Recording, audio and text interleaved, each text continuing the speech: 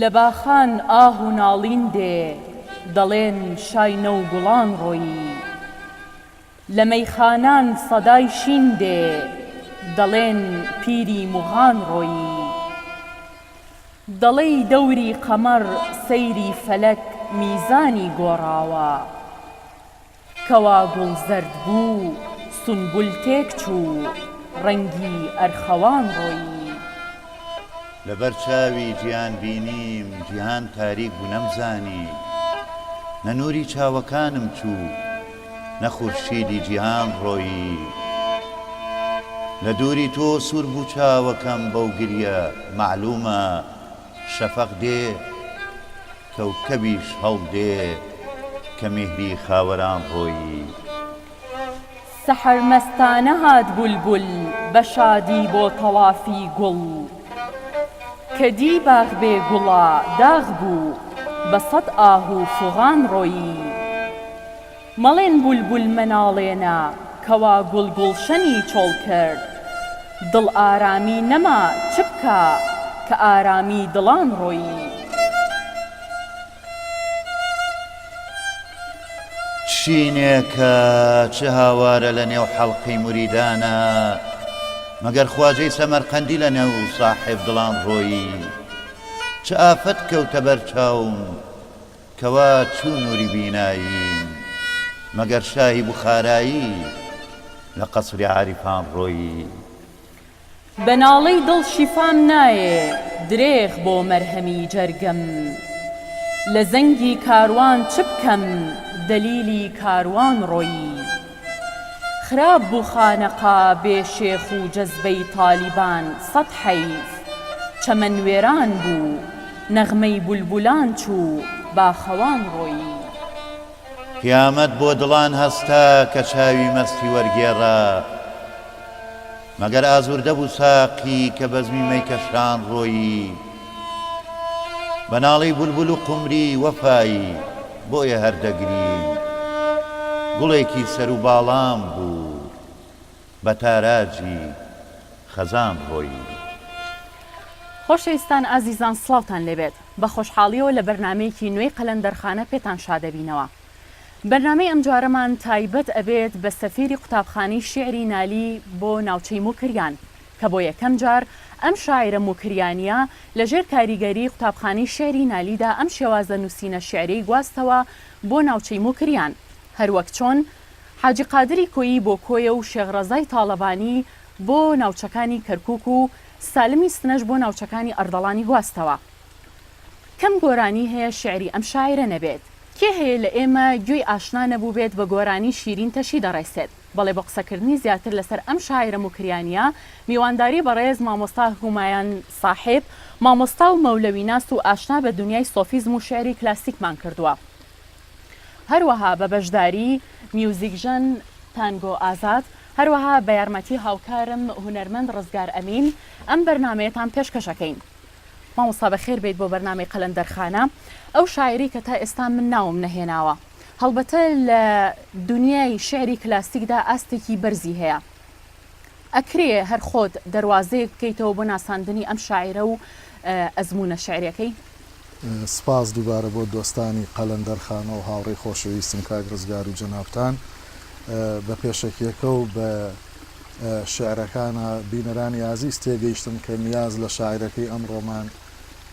میرزا عەبدوڕەحیمی کوڕی مەلاغەفوری سابڵاخی مەشهور بە وەفاییە کە ناسکی شعرەکانی زمانی شعرەکانی ڕاستە و خۆ دەرژێتە ڕۆحی هەر گوێگر و بینەرێکە و ئاسان پردی پەڕینەوە دروستەکە وەفایی کە مێژووی ژیانی ئەو شاعرانە بەداخەوە چونکە خۆیان لە دەور و زمانێکی وادا نەژیاون کە پشت بەستوو بن بە بەڵکەی قاتع و مەلموس وەکو کوڕە مەلایە یا کوڕە شێخێکە مێژووی ژیانی لە دایکبوونیانە ناسرێ ئەو لە 1930ەوە لێکۆڵەرەکان پیادێن هەتا 1940 بۆ ساڵی لەدایکبوونی ینی هەیەڵێ 38 مەجال نییە دەرفەت نییە ناوەکان هەموو ناوانە بێنین لە مێژوویە دەبی کوردیا کە لە ساڵی لەدایکبوونی میرزا و ڕەحیمی وەفایان دیاری کردووە بە کورتەکەی ئەتوانین لەو پەڕی خاڵەکەەوە سی وەرگرین ئیتر کتێبەکان ئاماژەیان پێدەن هەتاوەکو 1992 بە تەقریبی و ئەوان چونکە ئەوانی ژیانە 1990 ئەوانە دادەنێن میرزا و ڕەحیمی وەفایی لە تەمەنی گەنجێتیەوە دیارە هەموو ئەو شعرانەی کە جۆرێ لە دڵداری و خۆشەویستی و عاشقانە و تمۆحی گەنجیان پێوە دیارە هی قۆناغێک دەبن و لە 1966 بە دواوە کە ئەبێتە مرید و خۆشەویست و ئەندامی خانەدانی شێخی نەهری جۆرێکی کە ئەبێ و شاعرەکەی ئەم ڕۆمان میرزا و ڕەحیمی وەفاییەکە بە نمایندەی قوتابخانەکەی باشوور لە ناوچەی موکریدا ناسرێ کە بەردێکدا ئەنێ و بناغەیەکدا ئەنێ دواتر دەستەیەک شاعری بەهێزتر هەیەە لە وەفایشی تێپەڕێنێ وەڵامی ئەو مەدرسە گەورەی ئەدەبی کوردی ئەدەنەوە و پێکەوە کەتیبەیەکی شعری گەورە لە موکریان دروزەبێ بۆ مێژووی ئەدەبی مامەساڵمانێستا کە چیکە سەرباسی نادیاری لەدایکبوونی شاعران و مردیان وەفایی لە شتێکە بۆ ئێمە خۆشبەختیە کە ئەزانین کەی مردووە مامەسا پیرەمێردی شاعرە بیرخسمەوە کە لە سەفەری دوا سەفەری حەجی وەفاییە لە گەڕانەوە لە عەرەبستانی لە بیابانەکانی عەرەباوی کرد لە عەرەبستانە تا ئێستا پیرەمێرد تاریخی ناشنەکەی بۆ نووسی و 1902 ئەڵێ بەدەستی خۆم ناشتم ئەمە دەستی خۆم شتێکی باشە ئەمە شتێکی باشە بۆ وەفایی بەڵام ئەم ئیشکالێتی لەکوێوە سەر هەڵای مەسەن خەتای بەیاز نووسەکانە دەست نووسەکان بە دەستکاری گەیشتوتە ئێرە مەسەن ئەم ساڵەکانی تیانی ئەم جێگۆڕکێ بە شێعر کراوە شاعری کە چۆتە دەستنووسیەکێکی یەکی کرد خراپی خوێندنەوەی بەیاز و دەستنووسەکانەیە تەلەفبوونی ئەوە یا بێباکی شاعرە بەیاز نووسەکانی نەسلی یەکەمی شعری ئەمە شعریان تۆمار کردووە ینی مەیلێکی زاتی وەکو دیاردەیەکی عاشقێنی یا شارستانی نازانم حەزێک هاتون شعرەکانیان نووسیوە مەگەر لاخیرەوە مەلاکە نووسی بێتی مەسەرەن ئەو شعرانەمەوەنەی ئەوەنە نووسیەوە نەهاتووە وەکو تەسکەرەی نفوس هەویەتی ئەم شاعرەیە هەم نووسرە بۆ ئێمە هەنێ شاعران بە حروفی ئەبجەدی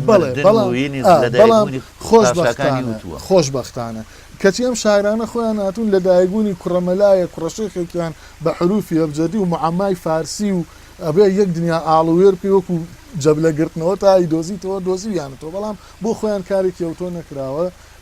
شعری هەنێ دیاردەی مێژووی زۆر شتمان بۆ ڕۆشن ئەکاتەوە لە دێڕە شێعرەکانیانە بەڵێ مامۆستا لەم ساڵانەی دواییدا لە وەرگێڕانی نووسەر و شاعیر مامۆستا حەمەی حەمەباقی بەرهەمێکی نوێی وەفایی بڵاوکرایەوە لەژێر ناوی تحفەت الموریدین کە باس لە بیرەوەریەکی سەردەمی ژیانی وەفایی ئەکات لە خانەقای شێخ عوبەیدوڵڵای نەهری ئەمەوێت تێڕوانینی بەڕێزت بزانم بۆ وەفایی کە بۆ بیرەوەریەکانی نووسیوەتەوە بەڵام نەهاتووە شعرەکانیمان لە دەستنووسێکە بۆ بپارێزێت ئێمە لە بیرمان نەچێتەوە هەنێ شاعرمان شعر لای خۆیان شعروتن دیاردەیەکی هیندە گەورە و گران و ینی مقدەس و گرنگ نەبوو بێەوە ئەو جیان بینیە مێژویەیشیان نەبوو بێ بۆ تەنانەت من لە جۆرێ لە گلەیی یا بێ ناخۆشببوونم هەیە بۆ بیرەوەریەکانی وەفایشکە و هەموو چاوی لەو هەموو ڕوودا و مناقەشە و گفتوگۆیانەی ژەبێ ئەمان دیوانی خۆیان نەنووسیوەتەوە ئێستا ئەوە سین باوگەڕینەوە بۆ دنیا جوانەکەی وەفایی و نیامخان شارێکی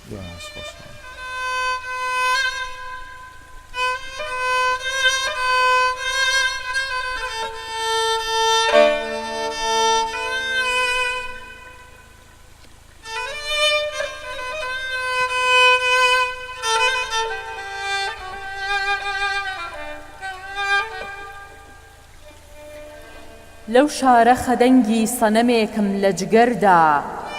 شۆخێکە غەمی ئەینەداری بە قەمەردا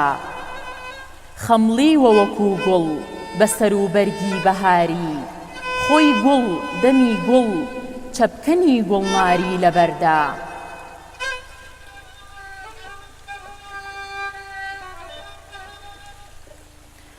بۆ زەوقی تەکەلوم کە دەمی هاتە تەبەسوم خەندەی لە دەمی خونچە و تاعنەی لە شەکەردا شەڕیانە لەسەر موڵکی دڵم غەمزە و نازی بۆیە کە بەجود دێن وەکو نەشتەر لە جگەردا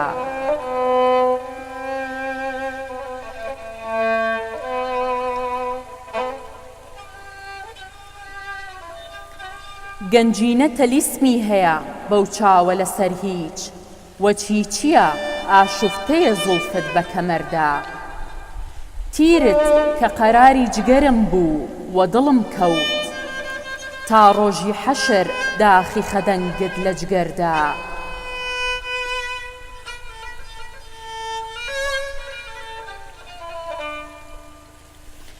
ماڵێکە هەمە وەقفە لە شەوقی سەری کوڵمت عمرێکە هەموو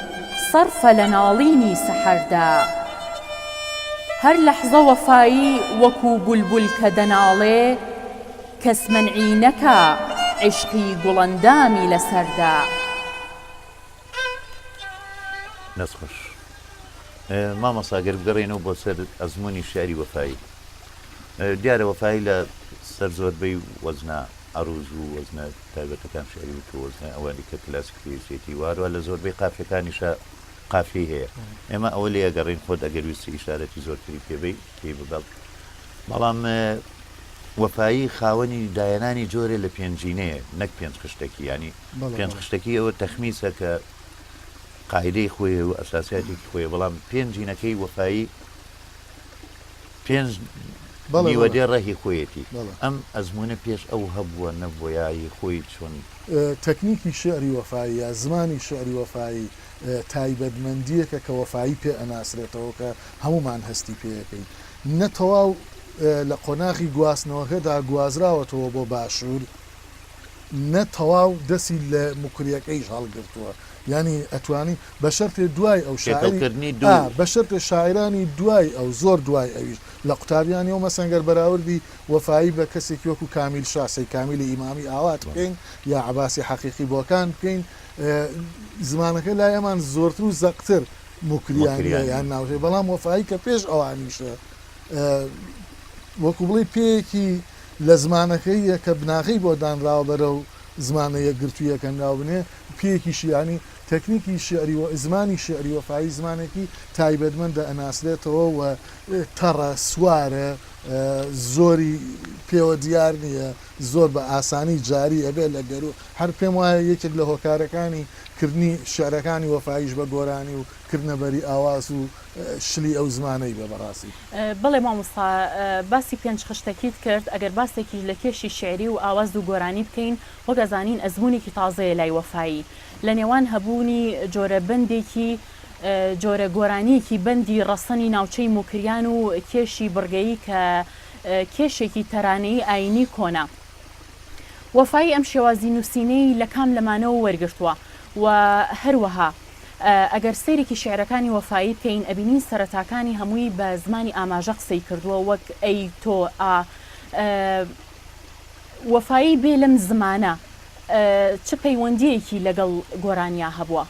تەبیعەتی حاڵی ئەو شاعرانە لەگەڵ عیشق و غەم و ئێش و ئازار و دیسان لەو لاوە پەنابردنە بۆ بادە و جام و یەکێ لەو هۆکارانە کە ئاسوودەی ڕۆحی لێ ئەکەوێتەوە یا لانی کەم دەروون بۆ ساتێ ئینەبێ گۆرانی کۆنتترینیانە ینی گۆرانی کۆنتترین پەناو داڵدەی مرۆڤە کە لاوانەوەکانی خۆی و حزنەکانی خۆی تێوە پێچێت هیچ کام لەم شاعرانەیش سالم نەبوون هەمویان بەرکەوتون هەمویان تیرێ لێ یاون بەڕاستیەوە وەفایی بە تایبەتیش بێگومانە بێت دەست بۆ ئەو جۆرەشتانە بەرێ بەڵام ئەوەی کە بووە بە پشتێکی ئەستور بە بڕوای من کە ئەو زیاتر زەق دەرکەوێتەوە و ئاسانتر ڕوبەرەکە قۆرەخکا بۆ خۆی بوونی ئەو پاشخانە گەورە فراوانەی بیتبێژیە یا بیت و بەندە لە ناوچەی مکریان کە سەرنجی کەسێکی وەکو ئۆسکارمان ڕاکێشێ ئەمە هەم لە ڕووی فۆرما کێشەکانیان تا تەنانەت هەن لە لێکۆڵەرانی شعری ئەبەنەوە بۆ لە مۆزوعەکەی نە دەرەوباسی بیت و بەندێکە بەراورد دێ بکەی لە بینی ئەو بیت و بەندەی کە سەردەمی لە سەردەمی زووە وە لە ناوچەی مکریان لەگەڵ ئەو بیت و بەندێک ئەوەی من مەبەست زۆر دوورن ئەوەی من مەبەستمە هەر ئەوەیە کە بناغەی زمانێکی گەورە مۆسیقیاکی گەورە حکایاتێکی گەورە قسە و داستانێکی گەورە لەو بەیتانەدا هەیە لە ڕوەکانی عیشق و عیرفان و مەسەلەکانی فراق و جودایی و قوربانی و تەسحیە و لە هەموو ئەوانەیە دوێوانەی کە ئۆسکارمان کۆی کردوونەتەوە تەنانەت بەیتی و ڕەحمان پاشای بەڵێ ئەو ڕەحمان پاشای بابە ینی لە چاوەی عەلی بەردەشانی ئەوانەیەوان هەر زۆر دەوڵەمەندتریشن بەڕاستی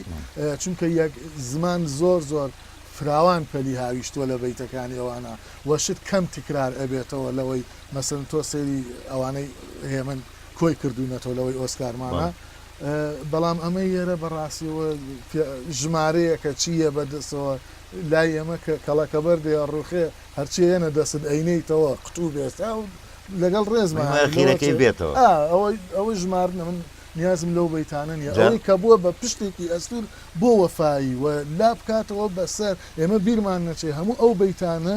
کە لەوێ وتراون بە وتن وتراون دوایی کۆکراونەتەوە و ئەمانە دەنگ و سەدا دروستەکە ئاواز دروستەکە ئاواز دەتوانێت حوزن و دیاردەکانی دەرونی مرۆڤ باشتر بگوازێتەوە بە بڕوای من یەکێ لەو هۆکارانە کە وەفایی دەوڵەمەندە لە سەجعیەتی پیت و حرف و وشەدا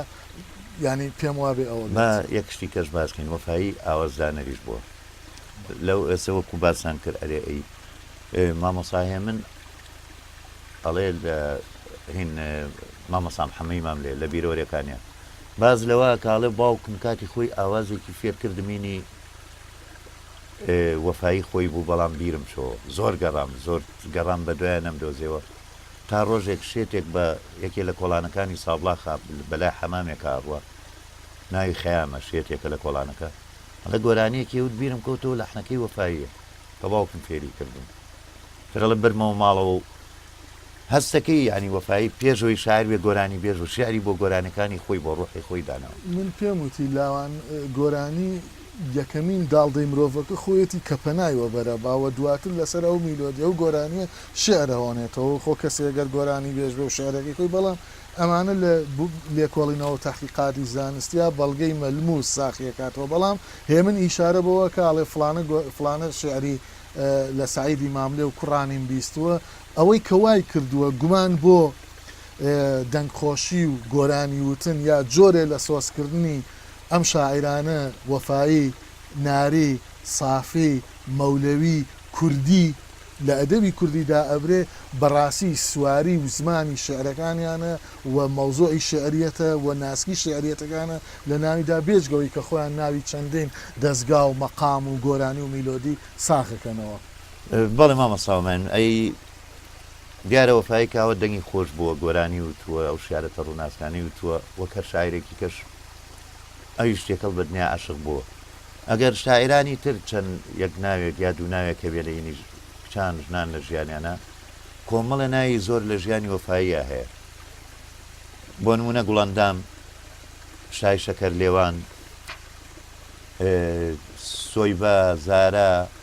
هەروەها شیرین کە شیرین تەشی دەڕێسەکەی بۆ ئەڵێ و ئەوەشی دیارە هێمن وەفایی یەکژ نییە بۆ پێم وایە کە ئەچێ بۆ خانەقاکەی ماڵی نووی ئەگەڕێتەوە دایم ئەو خێزانەی هەبوو ئەچێتەوە بۆ لای جارجاری لەگەڵ خۆی بە ژیانی عاشق لای وەفایی گومانم لە هەموو ئەو ناوانە هەیە کە دا ئەتاشرێن و ئەکرێن بە مەسەن کۆمەڵی ناومانەیە کاک ڕزگار ناوی داستانیان پێوترێت لە ئەدەبی کوردیدا شیرین زوڵەیخا یعقوب سەنعان ئەمانە ناوی داستانین ئەخوازرێن بۆ پەرەپێدانی حکایەتی عیشق لای مثلا ئەم شاعرە وەفایی نالی هەر کەسێک ینی تۆ پێوە ئەم ناوانە تەصیفەتن لە ینی دووبارە من پێم وان ئەوانە ناون مەرج نییە بۆ ژنەکەی خۆشن لێ ئەوانە ناون بۆ کەسی کە وەفایی گڕاوە یا مەولەوی گڕاوە یا سەیدی گڕداوە شعری شیرین تەشی دەڕێسێ بۆ خۆی لە ینی خۆیان تەجروبەیەکی تازێ لە ناو دیوانەکە شیرین تەشی دەڕێسێ ینی شتێکی ناوازەیە ئەکرێ بەرامبەر مەستورە زۆر جار باسی ئەکرێتەوە مەستوری نالی هەم نەختێ باسی شیرین تەشی دەڕێسێکە ئەەکەین بەڵام ئەمێ بزانم بۆ مامەساهێمنی شاعر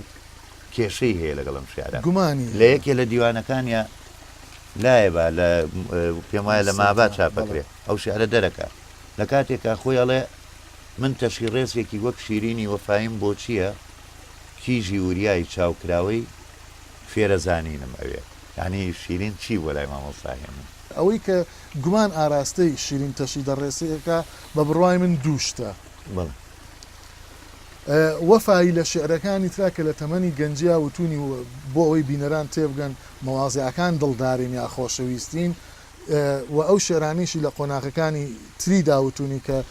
تۆزێ بەرەو توێژاڵێکی بیرکردنەوەی عیرفانی وەرەچەرخێ ئەم شعرە لە هیچ کامیان ناچێەوە ئەم شعرە کۆمەڵێ وێنەی تەنانەت سێکسیشیتیا جێبووەتەوە و ئەم شعرە گۆرانی وتنەکەی بڵاوی کردو ینی گۆرانی وتنەکەی مۆری پێوە ناوە کە شعرێکە لە دڵا شیرین هەروەکو خۆی کە شیرینە بەڵام ئەوەی کە هێمن بۆ خۆی تەناقوزێ هەیە لە دەرهاویشتن و گەورە بیستنەکانی لەسەر گەورە پیاوان کە پشتی پێبەسون ئەمە شعری وەفایی نەبێ ناوی شاعرێکی شەبن لە یادم لێ کە هیچ جێبێ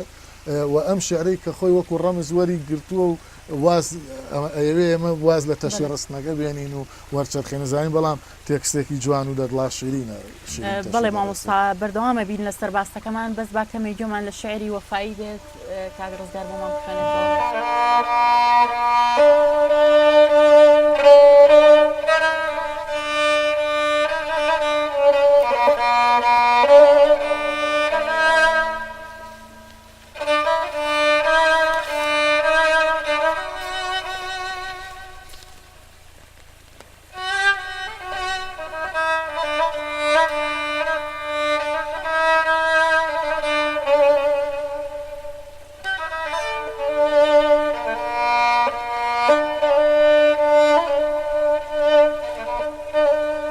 گادە سووتێم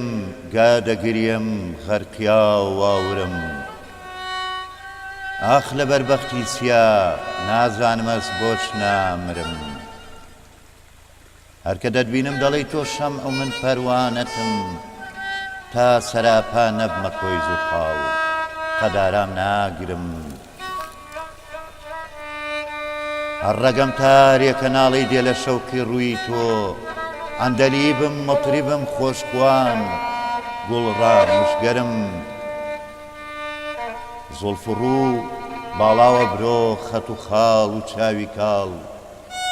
لەو تەلیسمی هەفت خوان زۆر موشکی لە ڕۆح دەربەرم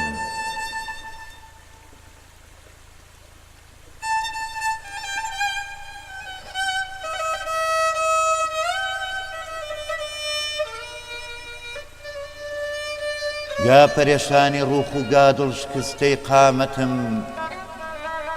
هەردە زوڵفی تۆ دەچم سەرگەشتە و سەودا سرم گەربەنا سەردەم کوژی با تێر ببینم چاوەکات لێم گەڕێ جارێ بە کوچەی مەیفرۆشان ڕابرم دوور لە تۆ زۆر بێقەرار بووم تا بە لوتفی چاوەکان زەحمەتتدا بەر تەبیباناتی ئەمڕۆ چاترم حاصلی سەیر و سلووکم بوو بە خەندەی زاری تۆ گەه بەقا گاه هێفەنا گەه غایب و گەه حازرم زاید ئینسافت هەبێ تۆ چت لە ڕەند و بادە خوارد تۆ باش تۆ حوڕ و غیلمان ئەمن و چاوی دولبەرم وەک وەفایی دڵ بدە وەک وەفایی دڵ بدە دیندانێ بۆ ساحب دڵێک دابزانی بۆچی من عاشق بە حوسنی مەسخەرم من حەزەکەم دوا پرسیاری لای خۆمە بکەم وەک باسمان کرد پیرەمێردی شاعر لە غەریبیە لە سەحرای عەرەبیە وەفایی ناشتووە نهێنی ئەوە چییە ئەو قوتابخانەی لە باشوور دەستی پێکردو زۆربەی لە غەریبیا سەرەنێنەوە نالی لە غەریبی ئاڕوە سالم و کوردی غەریبی ئێران و تورکیا بن مەولانە خالیدی نەقشبەندی ئەژێتە شام لە شوێنەکانی خوان وەفایش لە سەحرای عەرەبستانە ئەمرێ ئەم غەریب و گۆڕغەریبیەی کورد بەردەوامە هەتا ئێستش بۆ کێشەکە کەوێتە سەر هەڵسو کەوتی ئێمە چوەکو هەم دەسەڵات هەم خەڵک پێگەی ئەو شاعیرانە لە ناو خۆمانناوی ئەمە عقل ڕاو نەرین بەڕاستی هەرچەند هەر یەک بۆ ئەوانە کێشەی غوربەتەکەیان جیاوازە بەڕاستی هەیەە مەسن بۆ حەج ڕۆشتووە بە سوتفە مقادەر ئیزرائیل بەرۆشی یەکرێ بەڵام مەولانا جیاوازە نالی جیاوازە مەسەلەن ئەمانە ئەتڵەسی نەتەوەیەکیان لەگەڵ خۆیانە هەڵگرتووە سێری کە نالی جارێکی کەش بنیاتی مەزمامەسایە منەڵێ وەفایی زانیوێتی ناگەڕێتەوە لەبەری یەک مەقام هەبووە کە دایناوە ئێستا مەقامەکەم بیر نییە ئەڵێ تا ڕۆیشتۆ خواافیزیان نێک بەگریان و شعرەتی بەڵێ ئەمەوێ بەر لە کۆتایی ئاماژە بە شاعری هەمیشە زیندوو شێرکۆبێکەس بودەم کە بە پۆستەرە شێرێک بە وێنەیەکی قەشەنگ باسی وەفایی دەکات و دەڵێت پەپۆ سلێمانکەیەکی ڕۆژهەڵاتی گۆرانیم و تاقتاقکەرەی سەردرەختی ماڵی شیرین هەموو جارێ شیرین لەسەر بانێژەوە تەشی ئەڕست و کەچی وەفایی لە خوارێ شی ئەبووەوە و ئەبووە خوری. خۆشەویستان لێرەدا دێینە کۆتایی بەرنامەی قەلەندەرخانە بەو هیوایی توانی بێتمان چەمکێک لە شێر و ژیانی وەفاییتان پێ ئاشنا بکەین. سپاس بۆ مامۆستا هومایان ساحێب، سپاس بۆ میوزیک ژەن تانگۆ ئازاد، سپاس بۆ هاوکارم هونەرمەند ڕزگار ئەمین. بە هیوای ڕۆژ و ڕۆژگار و شەو و شەوگارتان هەر شێر و جوانی و خۆشەویستی بێت ماڵ ئاوا. تا بادی خەزاندایە گوڵ و بەرگی ڕەزانم سەد جێ وەکو بولبول بە جگەر داخی خەزانم وەک بەرگی گوڵم دی کە بە باچ و بە ئەسیری کرد کەوتم و شێت بووم حەپەسام لاڵ بوو زمانم قمری وەرە تاک و دەمرین پێکەوە بگرین تۆ سەروی ڕەوانت چووە من ڕۆحی ڕەوانم بولبول وەرە تا ڕۆحی من و تۆیە بناڵین تۆ باخی گوڵانت چووە من داخی دڵانم تۆ چونکە لە لەیلێ گەلێ شیرین تری بۆیە مەجنونی دەرودەشتم و فەرهادی زەمانم ئیشم هەموو ناڵینە لە ئێشی دڵی ڕێشم کارم هەموو گریانە لەبەر دەردی گرانم فەرمووی کە لەگەڵ هاتم ئەتۆ ڕۆح بدە چاوم ساساقی دەجا جامێ بدە هەر نیگەرانم چاوت بە نیگاهکردن و زارت بە تەبەسم هاتن بە تەمای غارەتی عەقڵ و دڵ و جانم ئەو دەستە سوارێکە منیش تازە بەهارێک ئەو ڕاوشکارێکە منیش کاس و نەزانم